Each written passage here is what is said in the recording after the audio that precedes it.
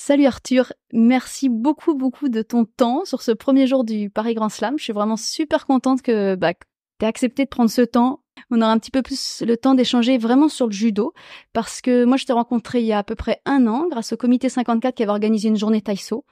Et là, j'ai vraiment découvert un monde que je connaissais pas du tout, en tout cas pas du tout sur le tatami, qui m'a beaucoup plu. Depuis, je te lis avec beaucoup d'attention dans ta rubrique, ta chronique sur l'esprit du judo. En plus, tu fais bien faire patienter parce que des fois, il y a des articles qui sont en 2 parties, donc on doit attendre 2 mois pour savoir comment on va faire concrètement. Donc c'est vraiment très sympa. J'invite vraiment tout le monde, si vous n'avez pas l'esprit du judo, à aller lire les chroniques d'Arthur.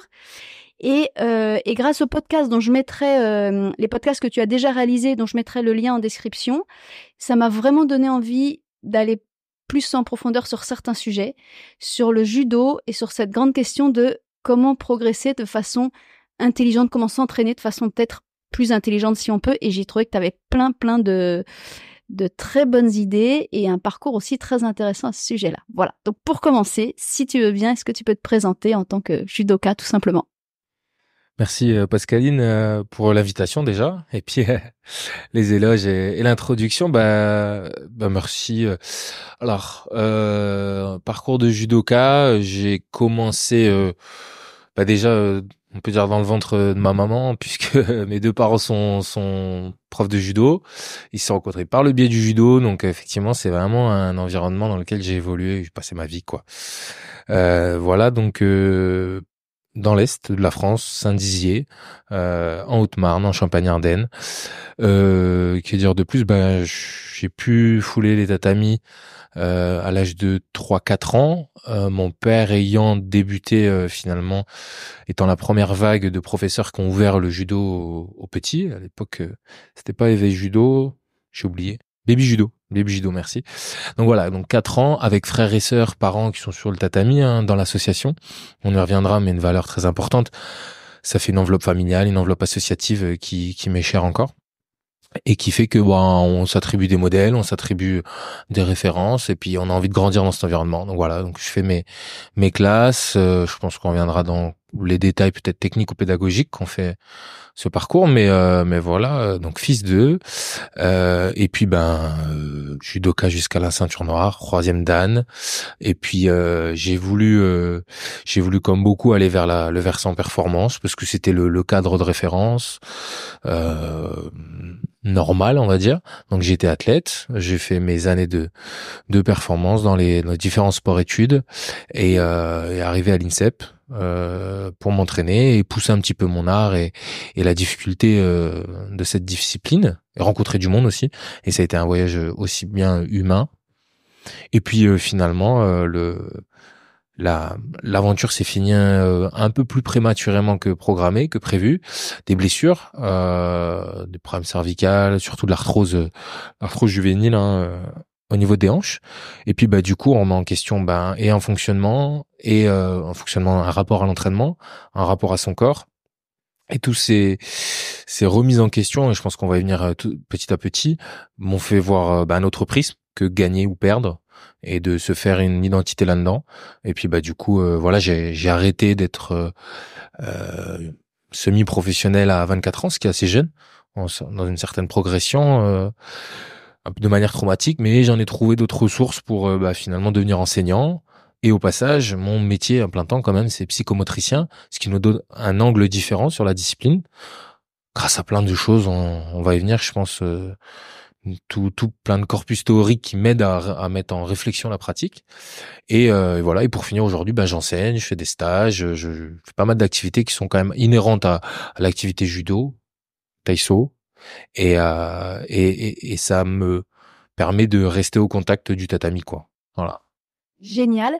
Et justement, c'est ça. On dit souvent souvent une blessure, ça fait pas plaisir. Mais alors toi, je trouve que t'es l'exemple par excellence d'une blessure qui t'a ouvert tellement une suite différente avec un nouveau regard et en restant dans le judo, en tout cas dans son univers, que si tu veux bien, j'avais envie de revoir ton parcours avec ce que tu sais aujourd'hui.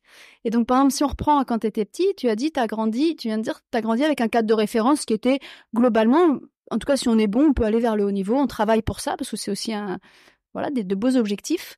Je crois que tu as commencé la compétition assez petit, avec la découverte des médailles, de tout ce que ça implique, peut-être du stress, de l'adversité avec des gamins qu'on connaît pas, etc. Ce qui, à mon avis, est aussi très formateur.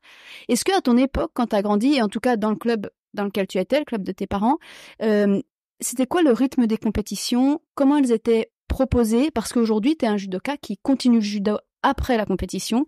Et donc moi, on sait qu'il y en a beaucoup qui arrêtent lorsqu'il y a plus de compète. Donc j'aimerais savoir, voilà, un petit peu dans ton enfance, comment ça s'est passé ça? Superbe question. Ça renvoie à la question de la motivation extrinsèque, intrinsèque, sans faire un cas théorique trop complexe. Est-ce que je viens chercher juste, j'ai une appétence, une volonté de réussir, d'avoir une image de moi dans la réussite qui est le podium, qui est extérieur un petit peu à toutes les valeurs inhérentes de mettre un hippon, avoir un geste esthétique, passer un bon moment avec les copains, avoir une relation de confiance avec un prof qui me fait confiance et qui me renvoie à une confiance qui, je pense, est essentielle. Donc ça, c'est sûr qu'on a tendance, dans le modèle aussi performance qu'il est aujourd'hui, sportif peut-être, par ailleurs, pas que le judo, c'est un virus un peu partout, d'aller tellement mettre la focale sur tout ce qui va être résultat, en fait. C'est la culture du résultat qu'on vient questionner là, que c'est réducteur, c'est d'un réductionnisme qui fait que on passe, on sous-pèse, on sous-évalue plein de compétences qui sont en jeu dans le fait de s'exposer à une adversité, à une compétition, qui permet de mettre des obstacles finalement, parce que dans la vie on en a pas mal, et des obstacles, de les dépasser, réussir ou perdre, on s'en fout un petit peu. J'aspire à des profs, je leur parle finalement là assez directement, sans être dans une injonction, sans leur faire la messe, de se dire, en fait, il faut savoir aussi dire à nos jeunes que t'es réussi, que t'es perdu la compète, ce combat, on s'en fout. L'important, c'est que tu te sois exposé, que tu sois exposé à cette évaluation de compétences au regard des parents, au regard donc un environnement stressant qui est anxiogène pour le jeune, pour le plus grand, pour Teddy, pour Clarisse, pour chaque combattant qui sont là à Bercy. C'est éminemment stressant. Alors par effet d'entraînement et par certaines techniques, on peut réduire ce stress, mais dans tous les cas, petit, on le connaît. On peut le connaître par ailleurs, donc c'est des ressources qu'on peut apprendre à apprivoiser en ayant un discours pas forcément sur le résultat, mais sur le moyen, la progression et la mise en échec, la mise en difficulté que c'est donné l'individu. Et ça, je trouve qu'on le tend pas tant que ça, parce que c'est pas toujours la culture, etc. Mais mettre en valeur ça chez le jeune, c'est hyper important. Et peut-être qu'on y reviendra, mais je travaille en santé mentale et effectivement, c'est la construction de l'estime de soi qui est hyper important, parce que sinon on se construit avec une estime qui n'existe que au travers d'un podium, et c'est ultra réducteur, ultra fragile comme paramètre.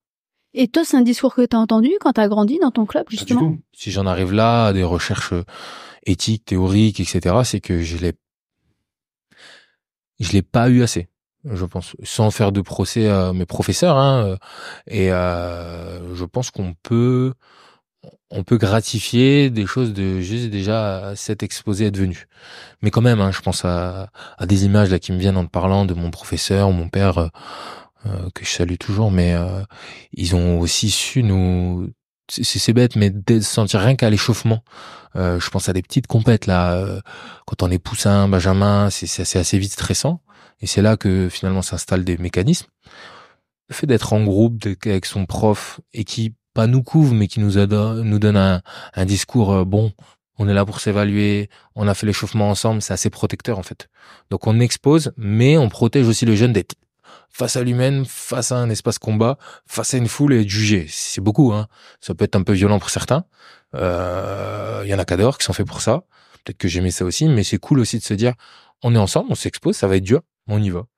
Et vous le faisiez beaucoup, vous, quand vous étiez petit? Il y avait beaucoup de compètes à l'époque, ou moins qu'aujourd'hui? Oui, cette culture, c'est là où on peut pas bannir la confrontation, elle est intéressante, d'autant plus dans une discipline d'opposition comme nous. Oui, on en faisait quand même beaucoup. Mon père a cette culture, mes professeurs avaient cette culture. Ouais, clairement. Je saurais volumétriquement, en quantité, je saurais pas trop bien te dire, mais si j'ai souvenir, tu vois, peut-être trop. C'est un sujet, ça, trop. D'ailleurs, je pense que la progression, pour pas dire peut-être l'effet de performance, il est dans la bonne gestion de la quantité et de la qualité, quoi. Et je pense qu'on peut tomber vite dans la quantité. et quitte à faire la qualité en mettant des thèmes à chaque compétition, voire à chaque entraînement, on s'y retrouverait peut-être un peu plus. Mais oui, assez tôt, beaucoup d'échanges avec toutes ces forces. On voit des gens du département d'à côté, du club d'à côté, ça nous ouvre l'esprit. Et c'est pas que tiens, il est meilleur que moi dans cet espace-temps maintenant. Il fait celle technique. Peut-être qu'il pourrait m'apprendre au prochain stage, au prochain cours ensemble, départemental, ou je sais pas. Je pense que là, c'est intéressant. On croise les arts, on crée une culture commune, en fait. Bon, voilà. Donc oui, beaucoup de compétitions quand même, jeunes. Ouais. Et du coup, est-ce que tu peux raconter, vu que c'est super intéressant, parce qu'en fait, tu as grandi dans un cadre, j'ai presque envie de dire un peu classique, avec pas mal de compètes dans l'année, quand même l'envie des médailles, bon voilà, on a bien compris que tu avais quand même, on va dire, la bulle sociale qui était de grande qualité. En plus, avec ton frère, vous en parlez souvent de votre club, tous ses copains, etc., qui ont beaucoup, beaucoup d'importance pour vous. Et je pense qu'il y a pas mal de clubs en France qui vivent ça. Comment t'expliques ou comment t'as vécu justement ce moment où t'as compris qu'avec et même j'ai envie de dire tes hanches, tu devais renoncer au haut niveau et donc renoncer à ce monde de la compète qui est quand même, moi je vois un peu de mon côté, c'est quand c'est pas juste de la compète, c'est aussi tout notre monde social, notre identité, notre métier, c'est tout. Hein. Comment t'as vécu le truc? Comment t'as recherché du sens? Est-ce que ça s'est fait complètement par hasard? Est-ce que t'as une démarche un peu volontaire de se dire là, faut que je retrouve un sens aux choses? Est-ce qu'il y avait des choses quand tu as grandi dans le judo qui t'ont finalement inconsciemment poussé pour avoir cette capacité-là à retrouver du sens? En fait, c'est presque du jour au lendemain, à 24 ans, je me réveille tiens, c'était ici. Je me suis pas réveillé ici, mais j'entends par là 2016, 24 ans. Bon voilà, la course olympique est terminée. Mon entraîneur me dirige, va regarder un petit peu ce qui se passe au niveau de tes hanches, tes cervicales. C'est un truc très déni. J'ai des sensations désagréables qui font que je dors mal, etc. Et bref, je vous passe tout l'épisode pathologique un peu classique, mais je vais un peu regarder et je découvre un diagnostic compliqué d'arthrose de hanche à 24 ans. On n'est pas prêt. Bref, et comment donc il y a une forme de traumatisme que je m'en rends pas compte. Au prix d'une grosse claque parce que le projet il tombe olympique, le projet sportif performance il tombe, mon corps finalement m'abandonne dans ce projet-là. Et vraiment éthiquement sur le coup c'est très compliqué, mais aujourd'hui quand il te dit que tu as une pratique qui respecte pas ton intégrité physique, c'est extrêmement questionnant. Parce que par enjeu de performance, je voulais pas trop m'écouter, pas trop plaindre en fait, écouter ma douleur. Bref. Donc là, il y a eu des années complètement compliquées, au prix d'une dépression qui devient aujourd'hui, je dis bien souvent trop classique dans un parcours d'athlète qui perd le sens, tout un peu s'effondre en fait. Ce décorum de spectacle, ce décorum de performance, tout tombe. Bon, et alors beaucoup arrêtent, c'est ce qui aujourd'hui me chagrine. C'est-à-dire qu'on a associé la dimension sportive, performance, à tout ce que doit représenter le sport, mais pire encore, on a une discipline qui est encore plus large avec ses vertus morales, éducatives, mais sociales, on sait le dire, et on en fait le même paquet, et on fait le judo. Le judo, c'est pas que gagner et perdre le week-end qui s'est passé, quoi. Et pour éviter ça, enfin moi, c'était juste vital puisque tout mon écosystème d'amis et familial est encore dans le milieu. Donc de ce fait, le tatami, il fait partie de mon ADN. Si je l'ai pas, c'est presque une clinique addictive, de se dire, je suis quand même amoureux, mais il faut que je retrouve du sens dans tout ça. Donc retrait, tiens, l'enseignement ça m'intéresse. Le fait de devenir psychomotricien, j'ai un autre regard au corps, un autre regard aux sensations corporelles qui font aujourd'hui l'ADN est un gros pilier de ma façon de voir le judo et de ma pratique, parce que finalement ça dirige un petit peu la pratique dans un autre versant où je cherche de la sensation, de l'émotion collective aussi, on l'a dit, et ça m'a permis de voir que même dans un randonnée où j'ai pas compté les points en gros, je kiffe quand même. Je peux tomber et je kiffe quand même. Et ça change tout le rapport à soi, à ses sensations, le rapport à l'autre, le rapport au groupe, puisque finalement c'est de tenter des choses un peu plus fun, de tenter de lui mettre le pari que je vais te mettre au Stogari, de tenter d'aller chercher de la sensation comme tu viens chercher de la sensation à ton cours de yoga, ton cours d'escalade ou à ton moment de surf. Tu viens chercher tout un environnement et tu viens chercher à être dans un état de présence à ton corps, à l'autre. Je recherche plus ça parce que c'était un peu tout s'est étouffé, effondré. J'ai plus besoin de me prouver un truc et prouver un truc. Donc à partir de là, faut que je trouve un autre carburant pour me motiver à aller sur le tatami, quoi. Alors, c'est vraiment génial et moi, j'ai des grosses questions en termes de ce que je vais appeler la compatibilité. Typiquement, tu dis, j'ai plus besoin de me prouver, j'ai plus besoin de prouver aux autres. Super intéressant. Est-ce que tu penses que quand on est dans le haut niveau, par exemple tous les jeunes qui veulent faire du haut niveau, est-ce que c'est possible de faire du haut niveau et de performer quand quelque part on n'a rien à prouver ou en tout cas qu'on a un sens qui est peut-être plus large ou plus profond ou différent, je sais pas le mot qu'il faut employer, que celui d'aller gagner une médaille? Ou est-ce que quelque part, pour performer au haut niveau, qui est quand même quelque chose de très spécifique, qui demande quand même un quotidien et un parcours très spécifique, est-ce qu'on n'est pas obligé? C'est vraiment une question. Hein. Qu'est-ce que tu penses de ça? Ouais. Est-ce que en gros, parce qu'au final, et j'ai envie d'avoir aussi ton regard un peu d'éducateur et d'enseignant là-dessus, au final, est-ce qu'on peut se dire ça serait vraiment intéressant que pour nos jeunes, on aille justement vers cette recherche de sens jeune en les laissant prendre énormément de plaisir dans la compète, ou est-ce que c'est plutôt, il y a une phase pour tout, et là où il faut travailler, c'est sur la transition quand on quitte la compète. Tu vois, ça, c'est une vraie question.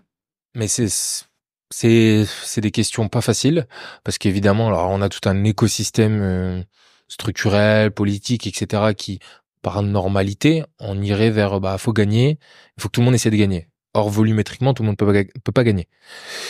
Tout simplement, tout le monde ne peut pas gagner. Oui, volumétriquement. Donc, si on met le même rêve à tout le monde, bon, pourquoi pas.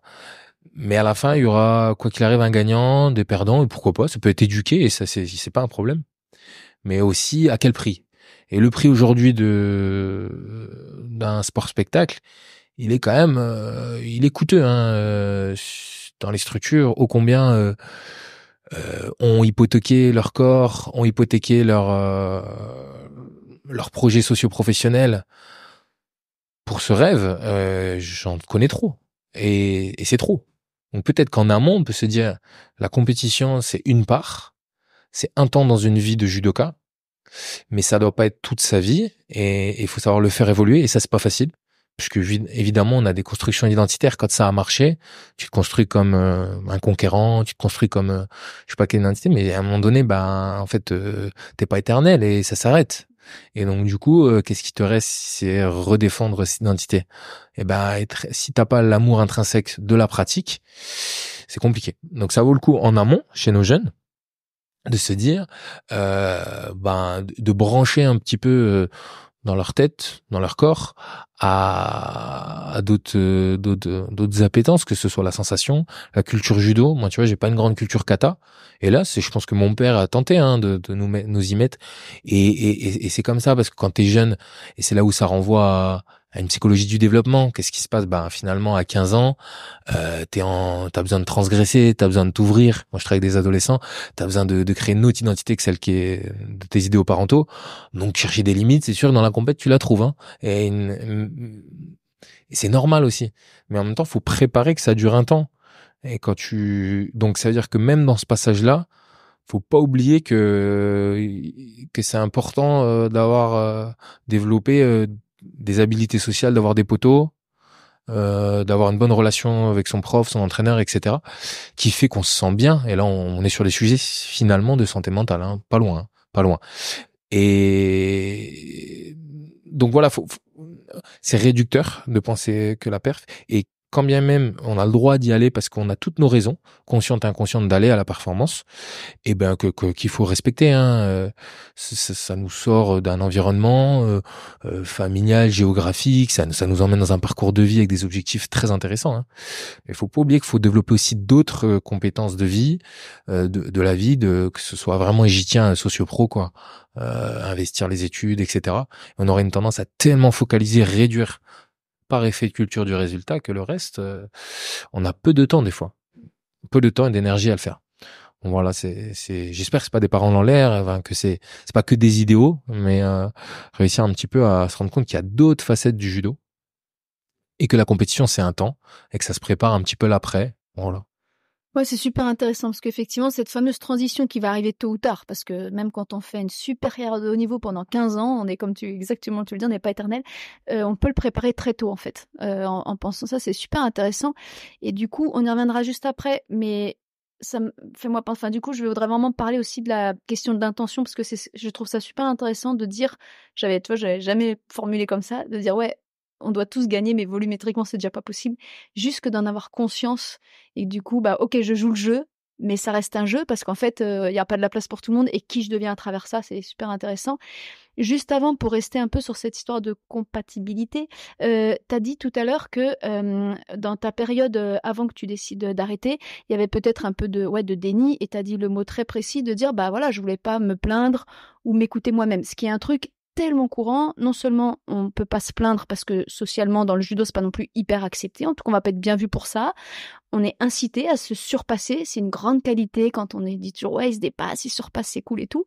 Même question, est-ce que on peut performer dans le haut niveau? Comment on fait? Moi j'ai toujours cette question, c'est quoi la différence entre, où est la subtile différence entre s'écouter parce que c'est nécessaire et ne pas trop s'écouter? Parce qu'à un moment donné, c'est vrai que si on ne fait que s'écouter, est-ce qu'on se surpasse? Toi, c'est pas évident. Bah, c'est là où c'est hyper ambigu. Et attention aux propos que je vais tenir dans le sens où, euh,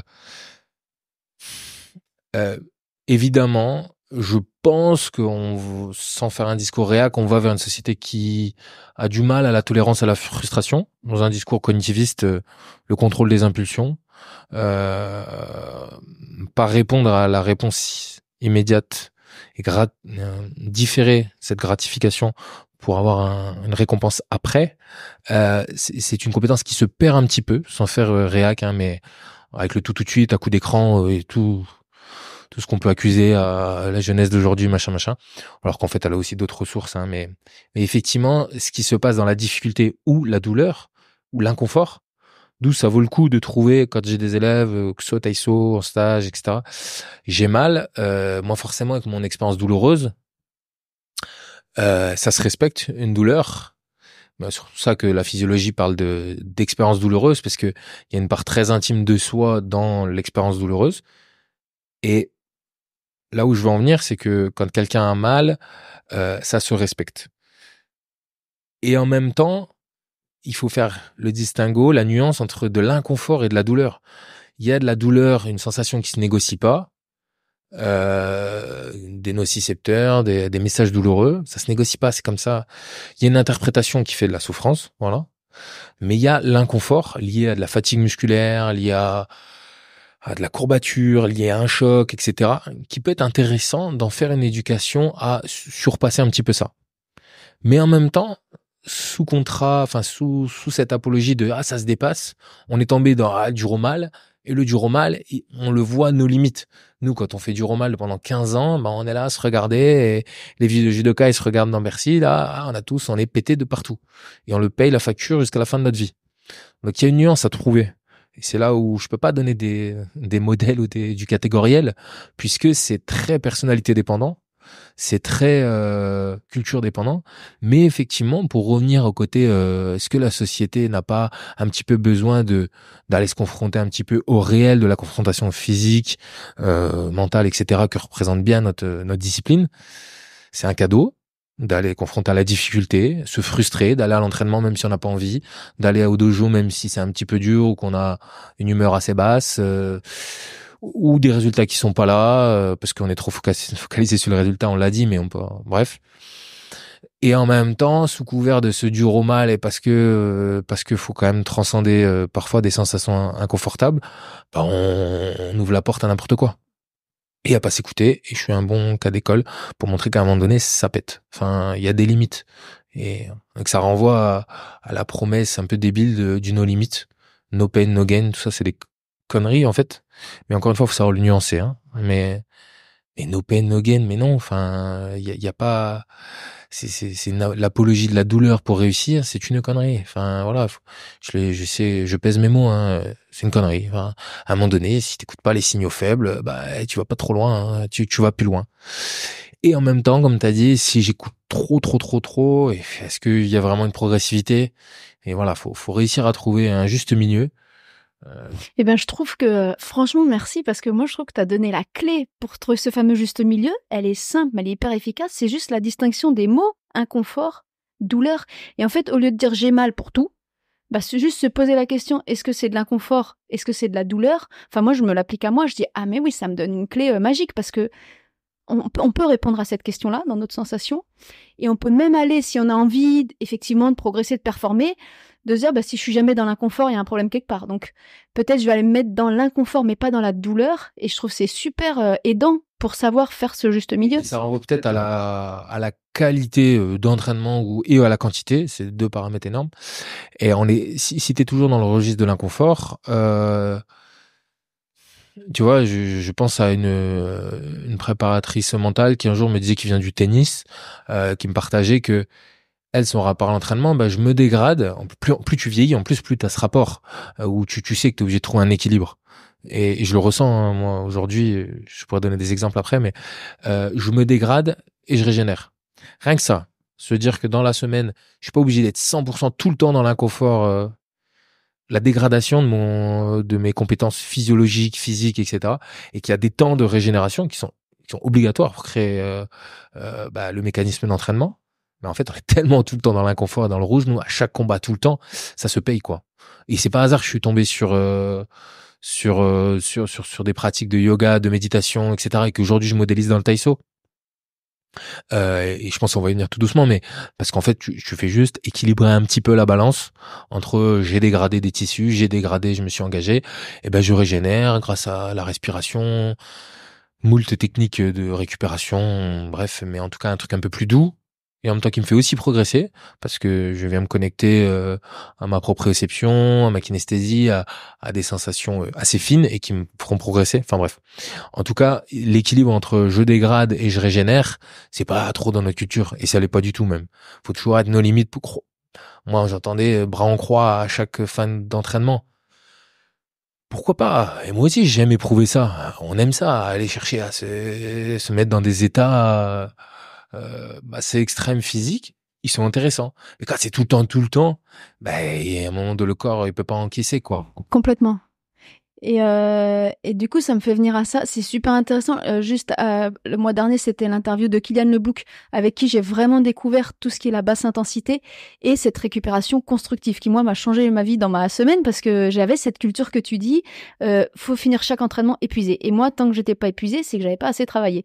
Donc j'ai compris. Vas-y, je te laisse. Ouais. Donc là, je vis à Chambéry depuis 3 ans, donc à la montagne, c'est une appétence pour plein de raisons, bref.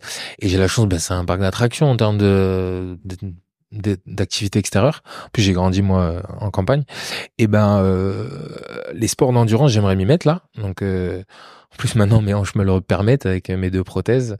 Et j'essaie de me mettre à courir au ski de fond. Donc c'est des sports d'endurance et du coup, ça me met au travail. Là, ça me fait du bien déjà de sortir des tatamis, etc. Mais ça me met au travail mon rapport à l'effort. C'est vraiment un vrai défi. Enfin, c'est une grosse difficulté que j'ai parce que bien qu'un entraînement peut être d'1h30 à 2 heures, c'est quand même un effort intermittent.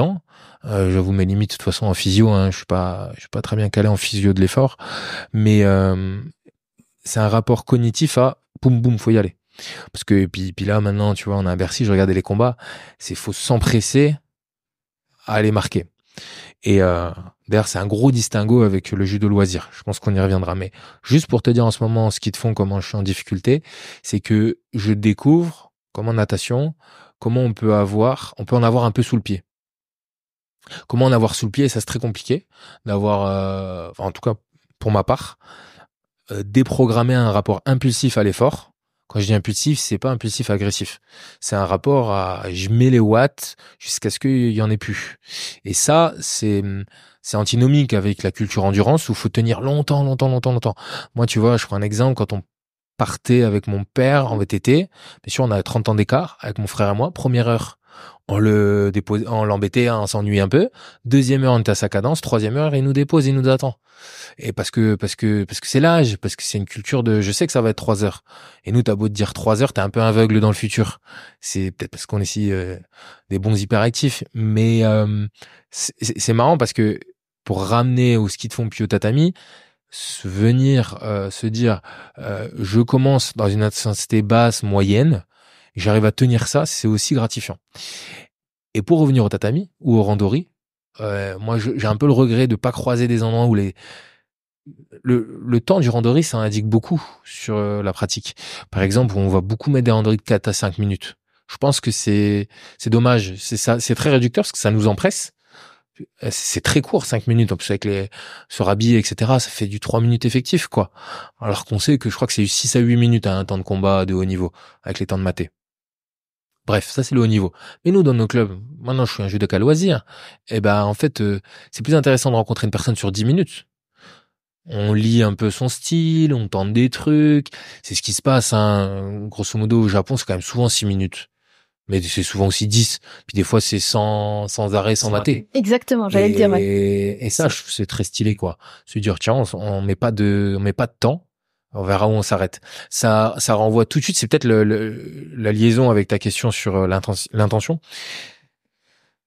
Ça émet un autre rapport au temps. Et donc, une autre motricité et un autre état de tension, donc mental, et qui induit un état de tension forcément tonique. Et là, c'est la psychomotricité qui parle. Donc, du coup, c'est un autre rapport au mouvement, au déséquilibre. Je m'empresse, donc je capte moins les choses. Bon, je te laisse la parole, parce qu'à mon avis, je t'ai mâché un peu la liaison, mais... Non, en fait, tu m'as fait toutes les questions que je voulais. Donc, vraiment continue, parce que je voulais exactement venir sur les randoris, sur le Japon, sur le temps. Donc, t'es vraiment dans le thème. Et si tu peux développer ce que t'as dit dans une autre interview sur l'intention du randori, parce que, du coup, là, je reviens du Japon, et c'est vrai que moi, je rêverais d'avoir des clubs en France, et il y en a d'ailleurs quelques-uns, qui arrivent à ressentir le randori japonais. Mais, parfois, quand en France, je vois qu'on essaye de le faire, je vais être très honnête, des fois, c'est trop mou pour moi. Moi, j'ai aussi envie de m'éclater, de bouger. Et au Japon, il y a ce truc super bizarre qui est que tu ressors essoré d'une séance, parce que ça bouge beaucoup, mais c'est vrai que c'est souple et c'est pas la même fatigue. Et je crois que c'est toi qui m'as vraiment donné la clé sur la question d'intention. Est-ce que tu peux nous parler de cette intention, de cette endurance, du fait que peut-être la clé pour trouver cette intention, c'est le temps? Tu peux développer un peu ça? Encore une fois, ça c'est très fin et c'est pas facile parce que déjà si on se donne un thème de essayer de faire tomber, même si on l'a tous dans le monde entier, on va quand même faire tomber l'autre. À quelle mesure, à quelle vitesse, etc. Enfin, on va être plus concret. Si on se donne un thème, moi aujourd'hui j'en suis dans cette limite. C'est-à-dire que par effet de fatigue, quand je fais randonner avec des amis, etc. Eh ben, je peux retomber par effet de fatigue à des modèles de Kumikata, de déplacements préconçus, préfabriqués, qui ont été engrammés il y a très longtemps dans mon cerveau, enfin très longtemps, toute ma vie, athlète, etc. Et j'ai du mal à innover. Alors que innover, c'est quand même une source de contentement énorme. On retombe dans nos travers. Plus il va y avoir d'effets stress ou d'effets de fatigue, plus ça va être difficile de trouver les ressources perceptives pour aller créer une nouvelle situation. Et ça vaut le coup de se mettre des intentions. Tiens, je vais chercher à faire tomber sur l'arrière. Ah ouais, donc c'est ça une intention. Quand tu dis thème, quand tu dis un thème, ouais, c'est ça en fait. Voilà. Sur ça, c'était intéressant. On l'a peut-être pas fait chez mon père, mais bref, j'invite à tout le monde de se le donner, voir se l'afficher avec son entraîneur ou son pote de randori. Ah oui, c'est intéressant de l'afficher. Je dis, annoncer à l'autre, j'annonce. Alors, on fait les cons, on va dire, coup de pied latéral en pleine face pour la référence de Tom Montparnasse. Mais j'annonce au Soto. Je vais te mettre au Soto. Et en fait, ça dirige tout de suite les deux styles des deux. Et en même temps, ça te pousse à innover. Ça te pousse à... Et c'est vrai que ça dynamise, ça dynamise le randori. Moi, je vais chercher d'autres... Et souvent, en fait, j'ai voulu faire au Soto, puis c'est mon Tokuwaza de l'autre côté qui sort. Je veux faire ça, et en fait, c'est Ipponko qui rentre, parce que l'autre s'est mis en un... Mais comme dans un style très performance, comme Inoue te dit, bah, tout le monde m'a ciblé sur Osoto, bah, du coup, j'ai mis à tout le monde autre chose. Et en même temps, bah, tout le monde est enfin, j'ai mis encore plus, Osoto. Non, ouais. C'était Shumata, excusez-moi. Donc, je veux dire, mettre des intentions comme ça te pousse à sortir des sentiers battus qui forcément reviennent par effet de fatigue. Et ça met des thèmes. Un thème que j'ai pu découvrir au Japon qui est intéressant, dans lequel je suis en grande difficulté. Bon français qui est trop structuré sur les mains. Un thème, c'est poser ses deux mains en boîtier, en gauche-gauche ou en gauche-droite. Donc on s'interdit, c'est Anna et Atenri qui nous faisaient ça, on s'interdit de rupture de kumikata. On a une relation en fait où faut, sous plan psychomoteur, à mes yeux, c'est la guerre du bassin. C'est-à-dire la guerre, le jeu du bassin, quoi. C'est comment placer ton bassin, puisque tes deux épaules sont les points fixes, sont conventionnés, droitier, gaucher, les deux, et là il y a plus de rupture, et Dieu sait que j'en abuse et je sais en faire. Et ben là moi j'étais perdu, déjà je me faisais découper. Comme beaucoup se font découper au Japon, hein, de toute façon. Mais et du coup, les points fixes sur les épaules, ah bah il te reste les déplacements et les hanches. Et aussi le déséquilibre dans les bras, hein, mais on perd tout de suite plus de temps hein, avec ce Kumkata qui prend trois quarts d'un combat et qui crée des ruptures et un rapport de force, etc. Ça, c'est un thème intéressant. Je sais pas, on parlait de thème, et ça permet un petit peu de se stimuler. C'est bête et méchant, mais j'invente rien. Il y a plein de professeurs, entraîneurs qui disent ça. Je me mets à droite. Je suis gaucher, mais je me mets à droite.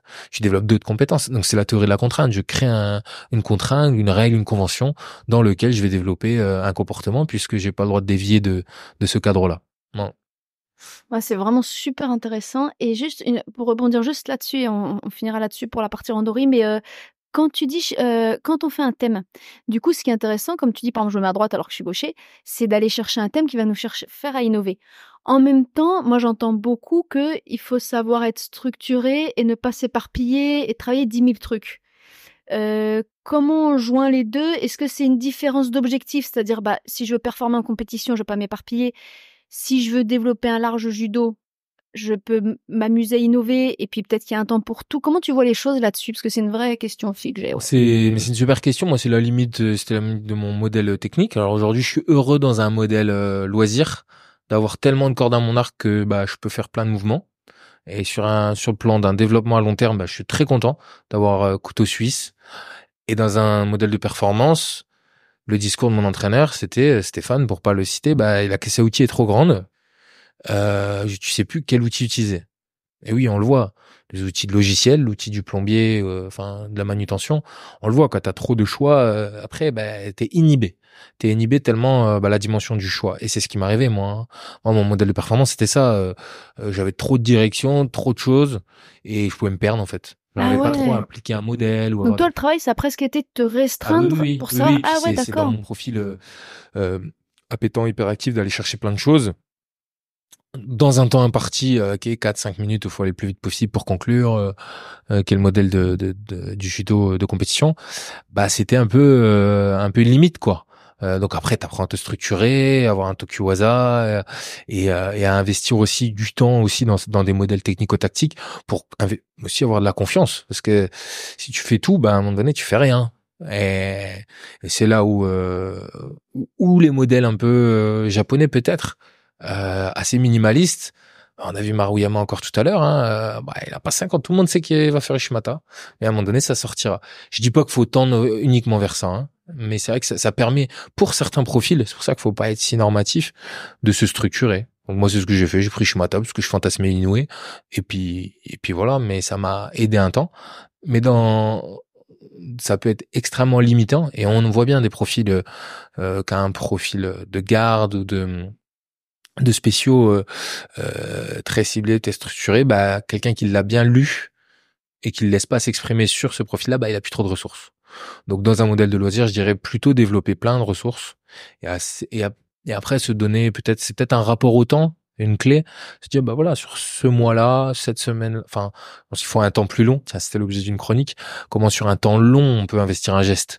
Faut être patient quoi, hein, c'est très long, hein. Tu vois, moi, j'aimerais beaucoup faire des seonage. Alors, je fais des seonage debout, mais debout, à genoux, et je fais pas de moroté. J'ai jamais eu l'aisance de faire moroté. Bah, j'aimerais bien mettre en place moroté. Bah, aujourd'hui, que je fais randori avec mes copains, là, à Chambéry, bah, j'essaye de placer un petit peu mes hanches pour aller vers du moroté, mais c'est long et fastidieux. En même temps, ça me donne un thème, une intention, et donc, une frustration, et donc, un fait que je revienne un petit peu. Voilà. Alors, c'est bien parce que du coup, on va faire sur cette dernière partie, c'est loisir taïso. Tu viens de dire qu'en plus, c'est le loisir, c'est là où maintenant tu t'épanouis, j'ai l'impression, le plus, quoi. Est-ce que tu as parlé aussi en début d'interview des sensations que tu retrouves dans ce type de randonnée, etc. Est-ce que pour toi, c'est un plaisir qui est différent de quand tu étais le niveau, ou est-ce que tu retrouves des points communs? Là, tu viens de dire, tiens, on est sur Moroté, j'ai de la frustration, il faut que j'aille chercher à trouver. Est-ce qu'il y a des points communs? Est-ce que c'est très différent? Parce que moi, je te dis juste pour ça et tu vas me répondre, parfois j'aime pas le mot loisir parce que je trouve que nous par exemple chez les vétérans, on est beaucoup de compétiteurs vétérans, on est classé en loisir, ce qui est vrai parce que voilà, on n'est pas au niveau officiellement, mais quand je vois chez certains la passion et le degré d'entraînement, tu dis c'est pas non plus du pur loisir, enfin il y a différentes façons d'être loisir aussi. Donc comment tu vis le truc, ouais. Si je dois cibler la réponse ou la question, c'est qu'est-ce que le loisir? Enfin, Ouais, est-ce que dans ta phase loisir que tu notes comme ça aujourd'hui, tu retrouves des choses, des sensations du haut niveau, la difficulté que tu avais dans le haut niveau, ou est-ce que c'est complètement différent? bah, encore une fois, c'est dans la rencontre que ça va te renvoyer quelque chose. Si moi, par exemple, je vais à Grenoble, au pôle français, pôle espoir, bah, je vais rencontrer des jeunes qui ont un projet sportif et qui cultivent un besoin de progresser et forcément sont peut-être trop dans la baston. Et peut-être j'étais comme eux. Mais d'ailleurs, ça vaut le coup dans une même séance de se dire, j'ai découvert ça en Russie, c'était assez sympa. L'entraîneur national disait, premier 50%, premier randonnée 50%, deuxième randonnée, alors que 60%, alors que dans l'entraîneur national où tu dirais, on n'est pas là pour perdre notre temps, quoi. Alors, et c'est super intelligent. Et quand tu vois la qualité du judo russe, je dis pas que c'est ça le secret, hein, mais donc je veux dire par là que si en face, lui, il est en mode chiaï, bah, ça va pas m'envoyer les sensations hyper agréables. Donc à un moment donné, tu choisis aussi. C'est pour ça que tu fais entre anciens. Ça y est, je me suis mis dans le club des anciens, tu vois. Et mais en même temps, enfin, c'est presque un besoin de convention que je suis en train de parler. Enfin, on fait chiaï. Et moi, c'est ce qu'on fait avec mes potes. Là, je veux que tu me rentres dedans. Ok. Et ben au moins, on a un peu établi les règles, quoi. Parce qu'effectivement, il peut y avoir une grosse dissonance entre moi, je veux faire joujou, tomber, chercher à m'exprimer. Et toi, t'as juste envie de t'entraîner, gagner, te mettre dans des conditions pour la prochaine compète. On n'est pas sur la même longueur d'onde, quoi. Et ça revient au plaisir à la pratique. Peut-être qu'une des forces de mon frère, au passage, puisque vous avez au moins tous son modèle de performance très long et très, très, sur des nombreuses années, là, demain, c'est son 14e tournoi de Paris. Il a cette force, je pense, d'aimer intrinsèquement, parce que voilà, on a grandi dans cette culture, mais il arrive à trouver des moments où il fait joujou, même en stage IJF. Tu vois, à se dire, je donne un thème, je fais le con avec l'autre, je lui donne un peu plus à bouffer sur des hashiwaza, des travails en bas, et ça, mais ça te crée un plaisir à long terme, en fait. Parce que si, t'imagines, si tu fais tout le temps le même schéma tout le temps, mais tu déprimes, en fait. N'oublions pas, c'est 10 combats par jour tous les jours. Bon, là, j'ai pris un modèle de performance très haut, hein. Mais même Axel, s'il arrive à trouver, et plein d'autres, hein, je dis comme ça parce que ça parle, euh, des moments où je fais joujou, où je fais une convention avec l'autre pour faire joujou, ben on retombe sur le développement de compétences techniques, voire relationnelles. Mais pour revenir à loisir, effectivement, bah, si on, c'est cool, quoi. C'est pour ça qu'on cherche au bout d'un moment où je choisis nos partenaires aussi. Et en même temps, faut savoir aussi faire face avec un style, et là, sans faire le vieux, bah c'est marrant aussi de voir quelqu'un qui a une intention très très forte, il veut vite vite vite faire tomber, marquer. Et ben en fait, il me donne tellement. Aujourd'hui, j'en suis à un truc, l'impression de faire de l'aïkido, c'est prétentieux parce que désolé pour nos aïkidokas, mais bah il me donne toutes les infos.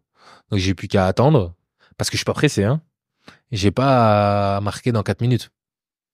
Mais tous les balayages sortent, tous les esquives sortent et c'est un petit jeu hyper sympa au moment où je suis, hein. Je sais pas si j'aurais pu mettre ça en place en sport-études, etc. Je l'ai jamais mis en place d'ailleurs. Ben, de se dire, ah, j'ai essayé de trouver le bon moment. Un peu comme filouter, un jeu d'échecs, trouver le moment pour la vague en surf, j'en sais rien moi, mais ça c'est marrant, ça c'est assez cool. Faut trouver des thèmes comme ça, sinon en fait c'est redondant. C'est génial ce que tu dis parce que je trouve qu'en plus cette diversité de thèmes, bon, déjà, toi rien qu'à t'écouter, j'ai la banane, donc Ouais. le plaisir il est même je suis même pas sur un tatami, voilà, ça me fait marrer. Mais en plus je trouve que d'une part, ça peut permettre de trouver vraiment ce plaisir, cet équilibre même quand on fait pas de compète. Mais toi tu as cité le cas d'Axel, ça veut dire que même pour un compétiteur chevronné, c'est peut-être l'une des clés de la longévité et de pas arrêter rapidement la compète quand on n'en peut plus, c'est de savoir faire ça, c'est super riche, c'est vraiment intéressant. Ouais. Même là, moi, ce qui m'anime le plus, là, c'est de prendre des lourds maintenant. Tu vois, de faire avec des lourds. Peut-être que ça m'arrange aussi parce que c'est un peu plus lent et alors c'est fatigant sur le poids, mais je m'amuse à être dans l'esquive de leur point d'appui sur moi. Mais c'est très agréable aussi de ces déplacements plus lentement. Bref, voilà, je tends des thèmes comme ça, mais c'est pas la clé, mais effectivement, ça donne des thèmes. Voilà. Non, c'est super intéressant. Et alors, je voudrais finir avec une dernière question, si tu veux bien, parce que là, déjà, merci d'avoir autant parlé de judo, parce que tu es quand même Monsieur Taiso aussi, mais justement, la question, c'est est-ce que ça va vraiment ensemble? Est-ce que tu sépares les deux? Nous, on te connaît beaucoup aujourd'hui pour tes interventions Taiso dans les clubs et dans les entreprises. Tu nous en parleras aussi comment ça sort un peu des judokas. Voilà. Pour toi, ça va vraiment ensemble? C'est quand même deux choses séparées? Alors, peut-être remettre en contexte comment c'est venu, peut-être. C'est vrai que le Taïso, en tout cas, moi, ma découverte, c'est 3-4 ans, hein, aussi simple que ça. Le premier cours de judo, on commence par une mise en corps. Un réveil musculaire, on utilise le langage qu'on veut, hein. On se met en corps, même à 4 ans, quoi. Moi, j'ai connu le judo comme ça, dans un modèle Mise très en corps, c'est-à-dire que classique. c'est genre, on fait comme au Japon, là, on tourne Exactement. les bras, on Voilà. tourne Et la ni plus ni tête, on moins. tourne Et les ça, poignets. c'est aussi simple que ça, initialement, le taïso. Taille, le corps, saut, la manœuvre, étymologiquement. On prend un temps, on se met en corps. Et qu'est-ce qui se passe aujourd'hui, sans faire le neuroscientifique, mais on descend à ce moment-là précis de notre journée. C'est quand même un temps dans un dojo au calme, dans un espace sensoriel qui est plus ou moins calme, hein, d'accord, mais centré sur soi. C'est une éducation à aller chercher un petit peu à se recentrer sur nos sensations, à l'abri du quotidien. Et après, le modèle japonais de Ichi, Sanchi, on compte pour faire des étirements balistiques si on veut la jouer physio. Qu'on fasse de l'étirement statique, dynamique, etc. J'ai envie de dire, ce plan physio, de toute façon, tout le monde n'est pas d'accord sur les étirements, mais quel est le bénéfice? C'est déjà d'être centré sur soi. Mise en corps progressive, échauffement, etc. Donc ça, initialement, je l'ai rencontré comme ça. J'ai toujours fait mes stages et mes enseignements et mon parcours comme ça. Donc tu commences pas par courir autour du tapis Non. et on claque des mains 10 pompes et on claque des mains. Ça et m'embête un 10 petit peu abdos. parce que Très intéressant. sans prétention, c'est juste que si on prend l'angle psychomoteur d'un échauffement très lent, doux, progressif, et ben en fait, très très brièvement, hein, ce qui se passe, c'est quoi? On descend le niveau de vigilance. Donc le fait d'être connecté à plein de stimulus par effet de fatigue de la journée. Souvent en plus, on est entre 17h et 21h le combat, enfin le judo. En descendant le niveau de vigilance, par effet de se centrer, se calmer, mieux encore en induisant un travail respiratoire, que même nos jeunes adorent, hein, les enfants, hein, ils adorent se calmer, ils adorent, même s'ils ont une appétence à l'excitation, sentir un autre état d'être en étant un peu plus calmé, relaxé en début de cours, c'est du pain béni après en termes d'attention, concentration, je pense qu'on va y venir. Et ben, on descend au niveau de vigilance, on accueille un peu mieux nos sensations, on est un peu plus connecté. Enfin, je vous invite à faire un étirement en pensant à la recette de ce soir, ce que je vais manger, et un étirement en plongeant à fond dans cette sensation d'étirement des pelvis trochanteriens, des hanches, de l'épaule, etc. C'est quand même une autre présence. C'est une éducation à l'attention, concentration. Ça, j'en suis convaincu. Moi, je travaille sur ce sujet, l'attention chez les jeunes. Et ben après, on a déjà la prétention de réduire le risque de blessure. Bon, pourquoi pas, mais en tout cas, on descend l'excitabilité. Donc, on a une attention de plus qualité à son corps, à son partenaire, aux consignes du professeur. Voilà. Donc, initialement, j'avais et on va pas se mentir, moi, je suis un jeune hyperactif. Donc, petit, peut-être ça me canalisait et j'étais moins zébulon quand c'était la consigne et qu'il fallait y aller, quoi. Voilà, donc jusqu'ici. Et je l'ai cultivé parce que c'était mon modèle d'enseignement. Et dans les stages, je rencontre que ça a son écho, ça fait que des gens de tout profil, les enfants ou les parents qui se retournent, putain, et du coup, il était canalisé. Ah ouais, les athlètes disent putain, j'ai accès à plus de sensations sur les choses fines de dissociation segmentaire ou le bassin, on demande de dissocier son bassin des épaules. Bah quand t'es tout tonique et tout verrouillé, c'est compliqué. Alors que quand t'as passé par un effet relaxateur qui est la respi ou l'étirement, t'accèdes à autre chose. Au passage, tu réveilles tout ce qui est proprioceptif par effet d'étirement, et donc tu ressens davantage de ce qui se passe. Voilà. Et derrière, des publics comme nous, un peu plus âgés, etc., te disent, tiens, moi, ça fait 30 ans, moi j'en ai tellement des verbatims comme ça, des récits, et ça me fait toujours beaucoup d'honneur. Je peux faire le sasae ou le décalage de hanche que tu nous as montré après parce que ton taïso, tu m'étonnes. On est toute la journée debout. Donc les hanches, elles sont dans l'axe des épaules. Au niveau thoraco-lombaire, c'est ultra verrouillé. Va faire un seuil après ou une rotation, un taïsabaki. C'est verrouillé. Si t'as un petit peu déverrouillé et par effet d'entraînement, si t'en fais beaucoup, effectivement, t'as accès à autre chose. Donc il y a le côté cognitif où on réduit l'excitabilité. Il y a le côté physio, où on réduit le tonus. et donc on accède à une autre qualité de mouvement. Voilà. Donc j'étais un petit peu dans la technique, mais tout simplement ça permet un autre rapport à son corps, à ses sensations. Voilà. Donc ça, c'était en début de cours de judo ou de stage, etc. Et puis finalement, les fédérations dernièrement, donc je tourne dans les stages à droite à gauche, viennent me chercher pour me dire, bah en fait, il y a une discipline, hein, le taïso, dans nos dojos, qui s'apparente à de l'assouplissement, qui s'apparente à de la gym douce, qui s'apparente à du cross-training, un peu partout sur le territoire. Il y a de tout dans nos dojos.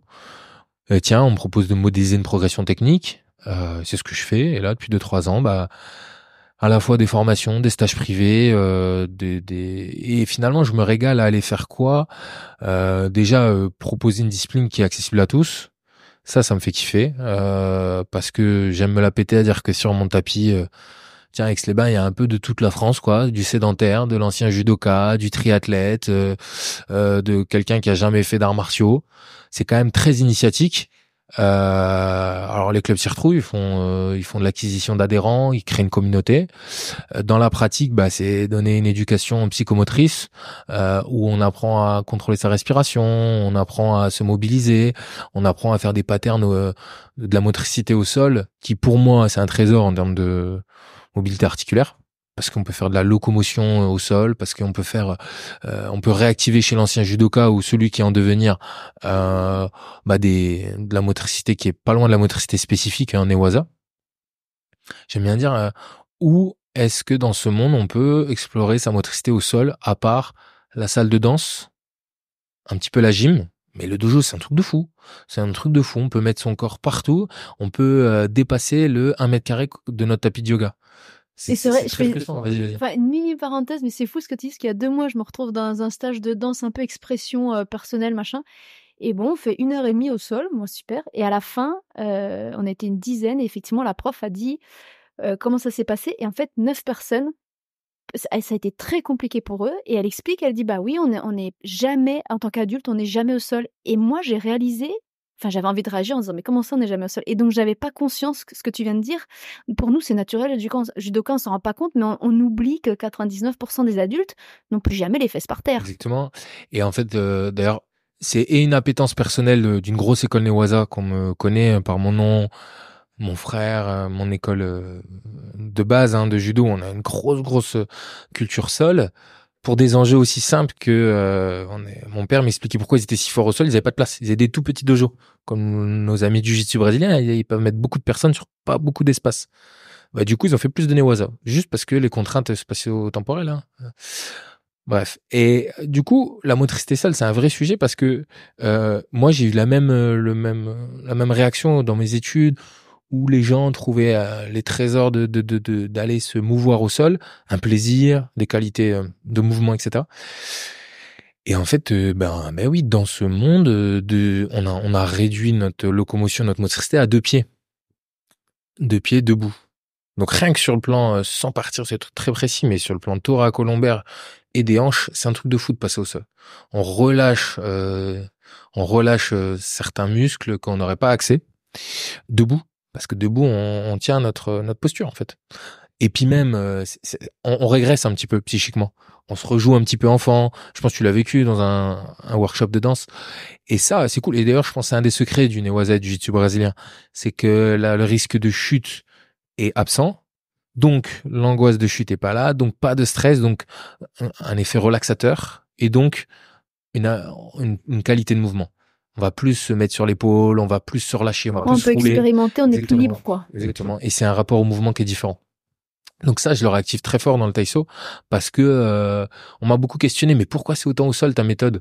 Et parce que c'est juste une valeur ajoutée de fou en fait sur le plan santé, physio, sensation, et aussi dans une autre dimension, c'est que quand je fais un stage, bah j'ai un temps précis d'initiation, bah je préfère leur donner une valeur ajoutée sur des exos qu'ils n'ont pas forcément vus, sachant que j'ai un gros background au sol. Voilà. Et voilà, et chemin faisant, pour finir sur le taïso, bah ça en est une discipline qui est en plein développement, hein. Moi, je milite fort pour la tenue qui est essentielle, hein, un pantalon blanc, simple, un t-shirt noir. Pourquoi t'as choisi t-shirt noir et pas blanc? Je me suis toujours demandé. Je trouve que c'est plus esthétique et ça renvoie un petit peu au code de ceinture noire, au code binaire aussi, qui est assez japonais, ce code noir-blanc. Et c'est propre, c'est simple, c'est épuré. Ça renvoie toujours la même image. Tiens, c'est beau, c'est classe. Et puis c'est sobre. La sobriété, simplement, pour lutter un petit peu contre les perditions type fitness, de fluo, de tout ça, quoi. Bref.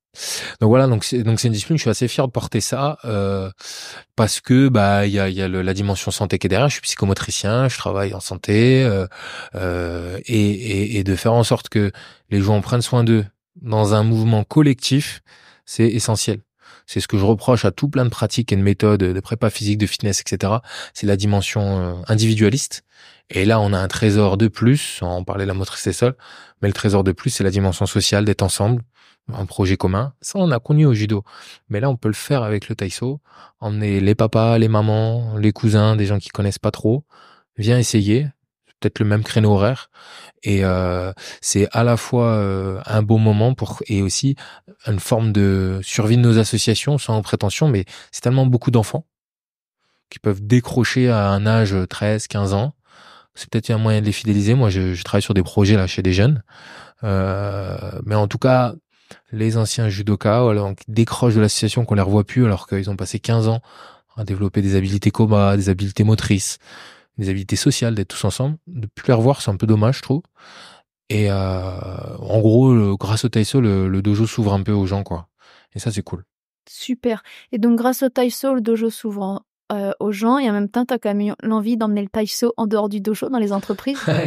Ouais, en fait, à force de tester des stages et des choses, je me dis, mais ça correspond à tellement de public, c'est tellement initiatique, facile d'accès quelque part, tout en gardant nos codes, hein, on pourra en reparler, mais le hajime, le maté, le salut, c'est des piliers hein, de nos pratiques dans le dojo qu'il faut savoir aussi bien conserver et éveiller aussi, parce que ça donne un cadre, ça donne un état d'esprit. Et je le vois, tu disais les ateliers en entreprise, les Ils séminaires. apprécient les gens, ça? Oui, clairement. Ça renvoie en fait à de la prestance, sans faire un décorum surjoué, que j'ai pu croiser dans le yoga au passage.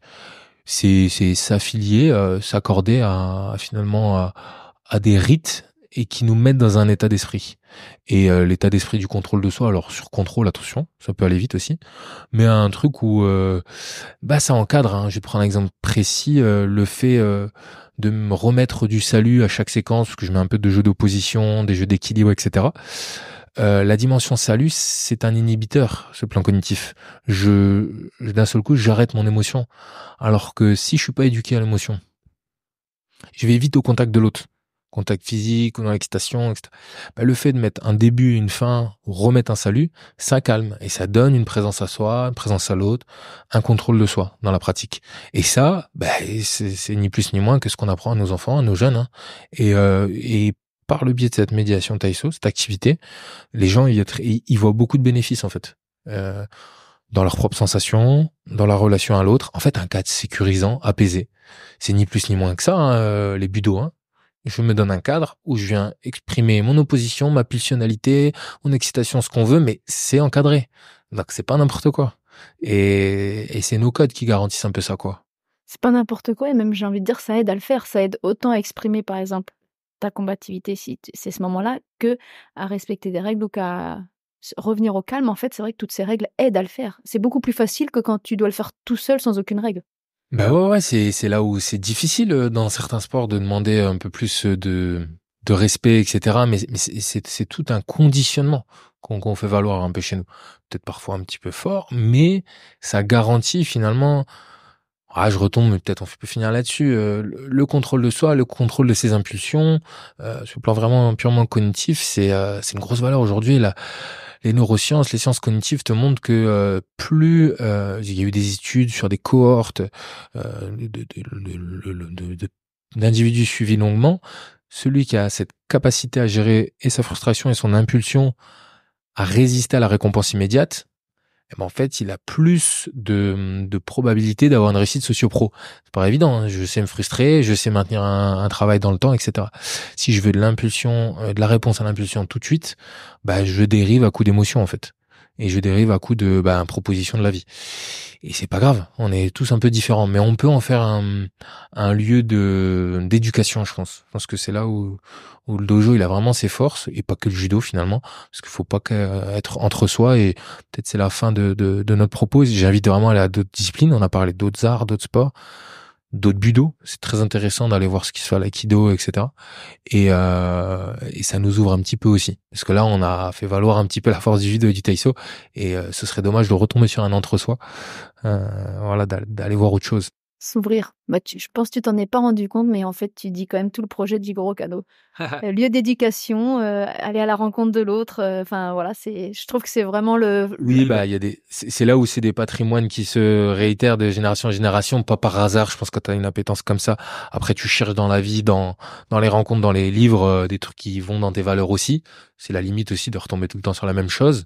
Mais oui, moi, en quête de sens, tu te demandais, tiens, je renvoie à 2-3 livres, pour sortir du tout compétitif peut-être, pour avoir un autre rapport à notre discipline. J'ai trouvé beaucoup d'éléments de réponse dans expérience, mais théoriquement, je pense à quoi comme livre? Je pense à L'essence du judo de Naomi Murata. J'espère que j'ai pas L'essence du judo, Budo édition. Je pense au livre d'Emmanuel Charlot, Les fondements, principes fondamentaux du judo.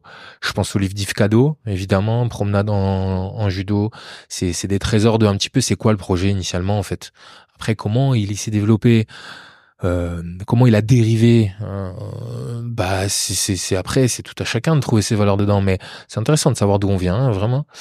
Et et peut- et un dernier livre que je voulais absolument citer, c'est J'aime le sport de petit niveau de Boris Cyrulnik aux éditions INSEP, il me semble. Et sans le spoiler, vous verrez comment la force d'un sport. Boris Cyrulnik, pour ceux qui connaissent pas, un grand neuropsychiatre reconnu pour ses travaux sur la résilience, entre autres. Et il vient nous montrer un petit peu les effets très puissants pour notre cerveau, notre santé mentale, d'avoir un rapport à l'autre dans la dimension sportive. Qui est le plus important, c'est pas de gagner ou de perdre, mais c'est d'avoir passé cette émotion collective ensemble et d'aller boire un coup après, et de créer du lien en fait, et une culture commune. Ça renvoie à un sujet très large, hein, je vais essayer de me taire, mais allez-y parce que ça remet un peu l'église au milieu du village. Que le dojo, le judo doit pas, ou le taïso, un lieu où on doit que faire gonfler des égos, que prioriser la victoire, qui peut être utile, on l'a dit tout du long, mais surtout un lieu de rencontre. Un lieu de rencontre, ça j'y tiens, et enfin je l'ai vécu comme ça, et je me suis perdu. Mes valeurs avaient évolué avec la performance, etc. Mais aujourd'hui je me rends compte que c'est une sacrée belle plateforme de rencontre pour ce qu'a besoin peut-être notre société, sans prétention, mais d'aller un peu découvrir l'autre dans un cadre où blanc, noir, arabe, musulman, d'une autre ethnie, en fait il est comme moi, et vas-y viens on se rencontre quoi. Et au moins on a un truc à se parler, on a un truc pour se rencontrer. Et en fait ça apaise les gens. Et sans c'était Kano, je crois que c'était le même projet que Kano au début quoi. Dans un Japon nationaliste, en pleine expansion, d'un fort pouvoir nationaliste qu'on peut connaître dans notre Europe d'ailleurs. Et quand t'as côtoyé quelqu'un que t'as lutté avec, en fait, tu veux bien l'aimer, quoi. Parce qu'il est comme toi. Bon, bref, là, je déraille. Oui, c'est génial. Franchement, c'est une super, on peut dire que c'est un mot de la fin, mais c'est un très, très beau mot de la fin. C'est un beau message. Merci pour les lectures aussi que tu nous donnes. Et puis, ma seule consolation d'arrêter là l'interview, parce que sinon j'aurais pu continuer 10 heures, c'est de savoir qu'on va continuer à te lire tous les 2 mois dans l'esprit du judo. Donc, si toi, tu parles pas avec moi, en tout cas, moi, je parlerai indirectement avec toi à continuer à te lire. Donc ça, c'est top. Vraiment, mille merci, Arthur. C'est vraiment super. Merci. Non, mais c'est très riche. Faut qu'on s'arrête, parce que bavard comme je suis. Peut-être. Donc ouais, il y a, pour rester en lien, les réseaux sociaux, là où ça doit renvoyer toujours au dojo. J'espère qu'on se rencontre sur le tatami, mais peut-être que tôt ou tard, je publie tout doucement peut-être sur le site Expérience Dojo. Oui, que je mettrai en lien d'ailleurs. Ouais, là où initialement, là c'est pour faire la promotion de mes activités en entreprise. Simplement, j'en profite d'un espace de promotion. Bien sûr, et c'est ce qu'il faut. Hein. Puis c'est aussi une façon, les gens qui t'écoutent et qui t'apprécient seront certainement très contents de savoir où te trouver. C'est vrai, moi j'ai eu des belles expériences là, avec des judokas qui ont envie de faire connaître à leurs collègues finalement cet univers, qu'on en fait nous toute l'apologie ici, mais qu'on en fait des fois un silo entre soi non initié qui paraît des fois un peu ésotérique, et qu'il faut réussir à rendre accessible aussi, quoi. Hein, et voilà. Et donc, juste pour finir, tu disais, donc il y a le site Expérience Dojo, d'ailleurs, où tu décris très bien pour ceux qui veulent, enfin, tu t'en as pas mal parlé, mais voir ce que tu mets dans le taïso, dans ce que tu fais, dans ce que tu transmets, dans ce que les gens apprécient, c'est très bien décrit. Les réseaux sociaux, tu as donc Instagram, c'est essentiellement ça ou t'as Oui, Instagram, Facebook. Voilà. Instagram, Facebook, oui, et LinkedIn, c'est déjà beaucoup. Mais c'est une interface, une façon aussi d'être en lien avec la communauté, hein. Je réponds quand même souvent. Voilà, quoi. Donc les gens peuvent te contacter. En tout cas, s'ils veulent organiser un stage ou quoi que ce soit, ils te contactent. Oui, excuse-moi. La procédure habituelle, voilà, c'est une façon d'être au contact. Je partage un petit peu des contenus pédagogiques au compte-gouttes parce que c'est très très chronophage, tu le sais. Et puis des résumés de stages, de choses comme ça qui maintiennent une activité, une visibilité, mais c'est une façon aussi d'échanger, mais il y a pas mieux que là, voilà, un bord de tatami comme on est en train de faire, quoi. Voilà. Super. Voilà. Super, merci beaucoup Arthur. Merci.